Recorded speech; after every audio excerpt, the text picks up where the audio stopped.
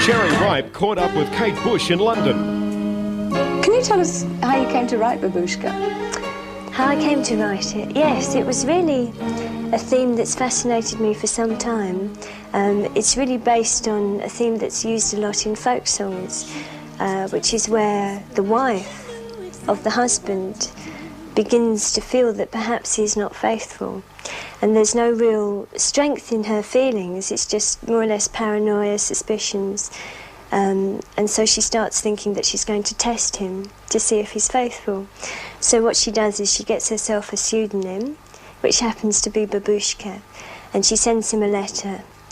And he responds very well to the letter because as he reads it, he recognises the wife that he had a couple of years ago who was happy in the letter, and so he likes it.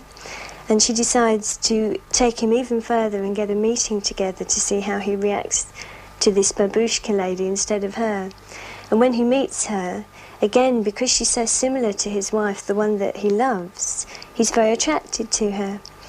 And of course she's very annoyed, and the break in the song is really her just throwing the restaurant at him. So there's like cutlery, vases. Because he actually is unfaithful. Going straight across the room. No, he's not. He's not. He loves her very much. And the whole idea of the song is really the futility and the stupidness of humans, and how by our own thinking and swilling around in our own ideas, we come up with completely paranoid facts. So in her situation, she was in fact suspicious of a man who was doing nothing wrong. He loved her very much indeed. And through her own sort of suspicions and evil thoughts, she's really ruined the relationship. Babushka's a Russian word, though, isn't it? Yes, it is. In context of the song, though, I just popped the name in because it felt right. And I presumed that I picked the name up from a fairy story or something when I was a kid. But in fact, it is a Russian word for grandmother. Something I didn't realise at the time. It just felt like a really good name for the lady. You do your own choreography. Did you do the choreography on the video clip of Babushka? Yes, I did. That's another thing that I enjoy, and I think probably why I can do it is because I actually write and create the songs. Did you do the costumes as well? Well, no, I didn't actually make them. I've got a fantastic costume lady called Pammy who comes around and we discuss what the character is going to be like. Because, again, this is the thing, once the song has been written, whoever is singing that song isn't necessarily me anymore, it becomes the character.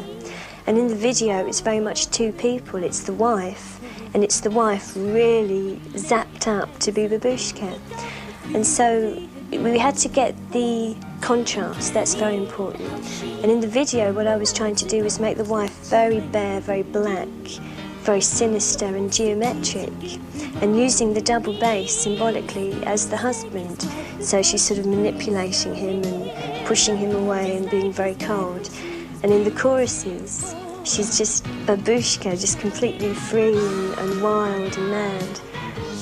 And so it was really trying to get the contrast between the two characters and using the double bass as the symbolic gesture of the husband. Yeah. You used to play violin, and you also play piano, I believe. Yes, I do.